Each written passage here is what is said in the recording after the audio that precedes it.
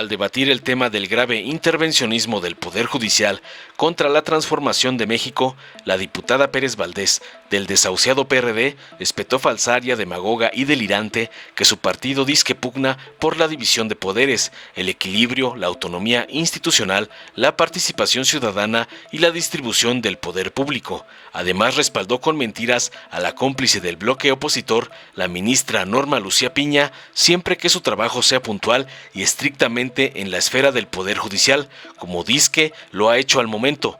Claro, convirtiéndose en defensora del MACPRIAN, agradeciendo la supuesta autonomía e imparcialidad que disque impera en la Suprema Corte, celebrando la supuesta valentía de la ministra presidenta. Leyó finalmente con cinismo la chacha de los chuchos.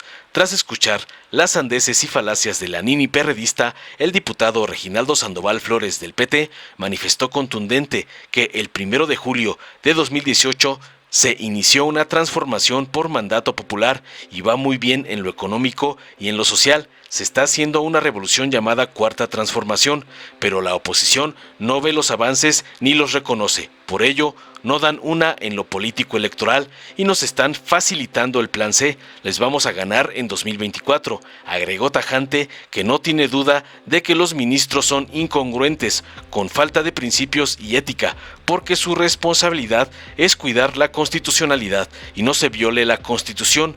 No tenemos duda que la Suprema Corte viola dicha Constitución y no le rinde cuentas a nadie, salvo a Claudio X González o a Va por México. Esos ministros no le responden al pueblo ni al interés popular, responden al interés de la oligarquía y de la derecha.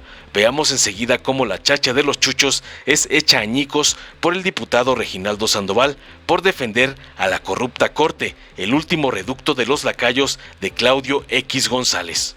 Ahora resulta que nos vienen a hablar de entreguismo a la oposición, quien todos los días le entrega al país a un presidente que todos los días también solamente se levanta con ocurrencias. O sea, ¿en cabeza de quién cabe eso que están haciendo hoy? México es una nación creciente y en desarrollo, cuya conquista de derechos se ha dado a punta de sentencias y del combate de la sociedad civil y de la verdadera izquierda, que nos ha costado mucho.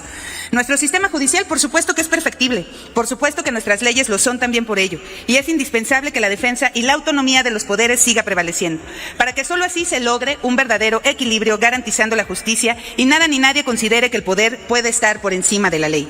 Por tanto, el tener una Suprema Corte de Justicia de la Nación sólida, comprometida y capaz, sigue siendo uno de los pilares que sostiene la legalidad de México.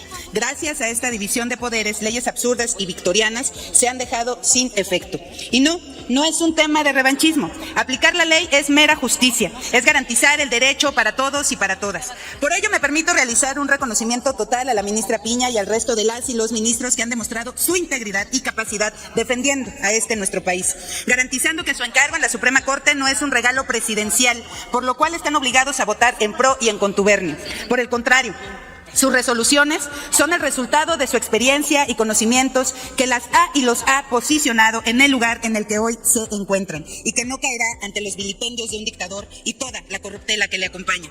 No importa toda la verborrea que se articule desde las mañaneras, México cree y confía en su Suprema Corte de Justicia de la Nación, en sus ministros y ministras, y por lo tanto, desde el grupo parlamentario del PRD defenderemos la legalidad de sus instituciones y no permitiremos que se socave la justicia en este país. La ignorancia y la mentira de este país gritará buscando convertir el Poder Judicial en otro satélite de su dictadura, porque no se ha amoldado a su conveniencia. Por el contrario, ha sido capaz de defender lo que el oficialismo busca destruir, porque quienes no están con ellos están contra ellos, en esta lógica tiránica que intimida y manipula la necesidad y la verdad. Entiéndanlo de una vez todos y todas. El oficialismo no es dueño de México. Mientras la oposición exista, seguiremos defendiendo el derecho a disentir, a pensar y a opinar totalmente distinto. Defenderemos la justicia y por supuesto que defenderemos a la Suprema Corte de Justicia de la Nación y sobre todo a quien hoy la preside, quien a pesar de los embates y la violencia política en razón de género que ha recibido, ha sabido ser congruente y representar con honorabilidad su encargo. Ha mantenido una posición de congruencia con la ley y para las y los mexicanos. Que no quede duda alguna, desde esta tribuna y en los espacios que tengamos, haremos un llamado a toda la población para defender el equilibrio de poderes y evitar que la Corte sea sublevada dada por el Poder Ejecutivo. Pues la sociedad lo que le es urgente es resolver las problemáticas del país y no cumplir los caprichos de una sola persona. Se ha iniciado una campaña para defender a una transformación que no ha transformado absolutamente nada. ¿Para defenderla de qué? Para defenderla de los embates de la oposición que todos los días cuestionamos una mala praxis en el gobierno. Pues ahí se van a quedar en defender algo que prácticamente es indefendible. Gracias, presidenta. Es cuanto. Con su permiso, presidenta. Miren, yo pensaba que, bueno, más bien uno piensa y da por sentado que hay claridad de lo que estamos discutiendo y debatiendo, y por lo que escucho, no. Miren, el tema se llama el intervencionismo del Poder Judicial contra la transformación de México. Nosotros arrancamos una transformación el 1 de julio de 2018 por mandato popular. Y vamos muy bien. En la economía estamos creciendo. Bajó la pobreza. Ya estamos controlando la inflación, el superpeso. Vamos muy bien en el tema económico, a pesar de la pandemia y del contexto internacional. Y vamos muy bien en lo social. De 35 millones que hay de hogares en México, se atiende a 30 mínimo con un programa social. Hay crecimiento económico con distribución de la riqueza. Y estamos haciendo una revolución llamada cuarta transformación, y ahí es donde veo y quisiera que nos ayudaran a decir dónde estamos fallando, pero no, la oposición no está ciega, no ve los avances ni reconoce. Pues entonces ¿cómo podrá encontrar los errores? Y por eso pues no dan una en el tema político electoral y nos están facilitando el plan C. Les vamos a ganar, claro, el 24, la presidencia de la República y también las 2/3 partes del Poder Legislativo. Diputado Reginaldo, ¿sí? ¿Con qué objeto, señor diputado, diputado Manuel Alejandro Robles Gómez? Si me permitiera, por su conducto, hacerle una pregunta al orador. Permítame preguntarle al señor orador si acepta una pregunta. Con mucho gusto. Adelante, tiene 1 minuto o 2 para responder. Muchas gracias, presidente. Me gustaría saber, diputado, tu opinión en el sentido de... ¿Ha habido declaraciones de ministros, de ministras, en el sentido de que están amparados en la ley? ¿Se consideraría hipócrita el hecho de que uno de ellos fue precisamente el que promovió el amparo para evitar ganar lo mismo que el presidente de la República? Es decir, ¿hay ética, congruencia y coherencia de los ministros que se han resistido a tener un salario constitucional y han estado trabajando al margen de lo que ordena el artículo 172, fracción segunda? Eso es lo que me gustaría que me compartas tu impresión. Si sí consideras que es una... falta de ética y de una hipocresía de parte de estos ministros, que lo primero que deberían de hacer es ajustarse a lo que dicta la Constitución. Es cuanto. Muchas gracias. Gracias. 2 minutos, señor diputado. Sí, con mucho gusto. Bueno, no tengo ninguna duda de que los ministros son incongruentes, falta de principios, falta de ética. Porque su responsabilidad es cuidar la constitucionalidad, que no se viole la Constitución, y violan la Constitución. Y se amparan en no sé qué para violar la Constitución. Ahí no tenemos ninguna duda que ese poder, la Suprema Corte de Justicia, viola la Constitución y luego no le rinde cuentas a nadie. Ese poder es el único que no le rinde cuentas a nadie. La reforma de Zedillo, que desapareció la Corte y luego hizo una nueva, y creó el Consejo de la Judicatura para que evalúe a los jueces y magistrados, y en la redacción dice, excepto la Suprema Corte. No le rinden cuentas a nadie. Quien preside la Suprema Corte preside el Consejo de la Judicatura. Ya dijimos acá, más de 40 privilegios, ganan más de 600,000 pesos al mes, 5 o 6 veces lo del presidente de la República, violando la Constitución. Y no hay duda que es un poder conservador que está tomando decisiones políticas. Y ahí por eso la oposición se siente arropada y se siente que son sus ministros, porque la mayoría pues fueron nombrados por ellos. No hay duda. ¿En qué? En el proceso de revolución transformadora que arrancó la 4T el 1 de julio de 2018 con su voto, el mandato de la gente. Y también no hay duda de que esos ministros pues no responden al pueblo, no responden al interés popular. Ya se aliaron con la oligarquía y con la oposición sin ninguna duda, que son los que lo defienden. Diputado, continúe con su exposición, por favor. Sí, ya terminé la respuesta. Sí. Tiene el senador Ricardo, quiere hacer uso de la palabra. ¿Con qué objeto, senador?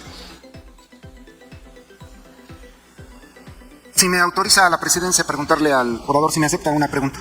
Señor diputado, le acepta la pregunta. Adelante, señor senador, tiene 1 minuto y 2 para responder. Muchas gracias. He estado escuchando con mucha atención lo que ha sostenido en esta tribuna, lo cual coincido en buena parte de ello. Quiero aprovechar para hacerle 2 preguntas. La primera, ¿considera usted que la Suprema Corte de Justicia de la Nación se ha constituido en una trinchera de la derecha?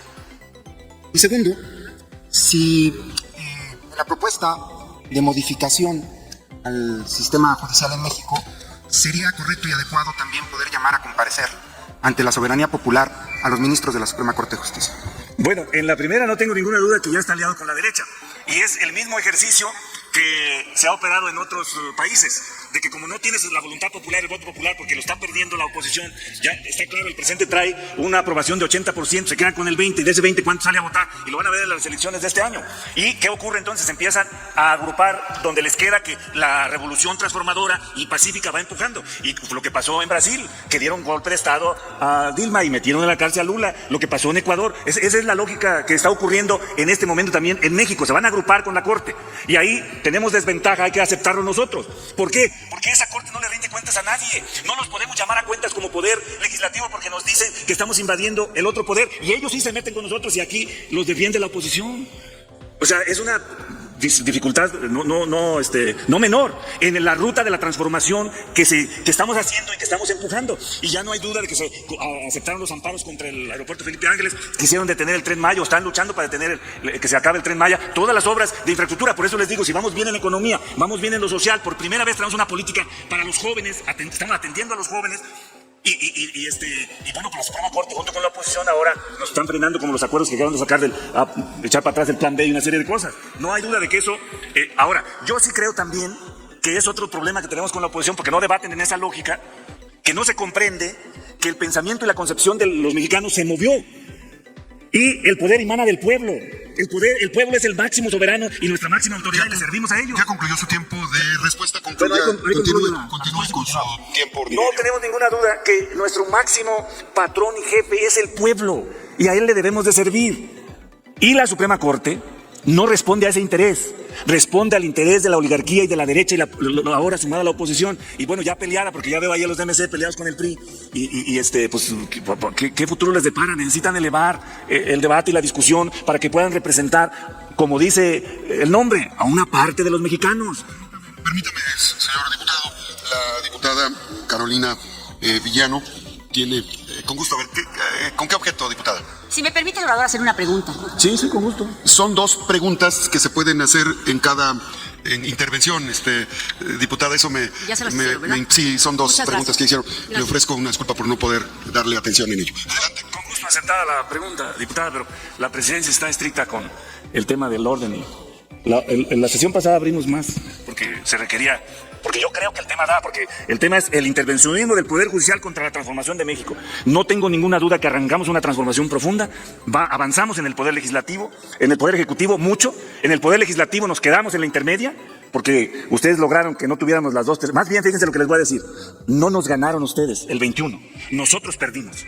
Porque la estrategia que diseñamos fue la que usted le permitió que no nos dejaran las 2/3 partes, no porque nos hayan ganado. Y se lo vamos a demostrar en el 23 y se lo vamos a demostrar en el 24, porque no están tejiendo correctamente para representar una parte del pueblo mexicano. Les vamos a ganar el 24 sin ninguna duda, el Ejecutivo y el Legislativo las 2/3 partes. ¿Es cuánto, diputado presidente? Dale en me gusta, suscríbete, activa la campanita y compártelo para que más gente lo vea.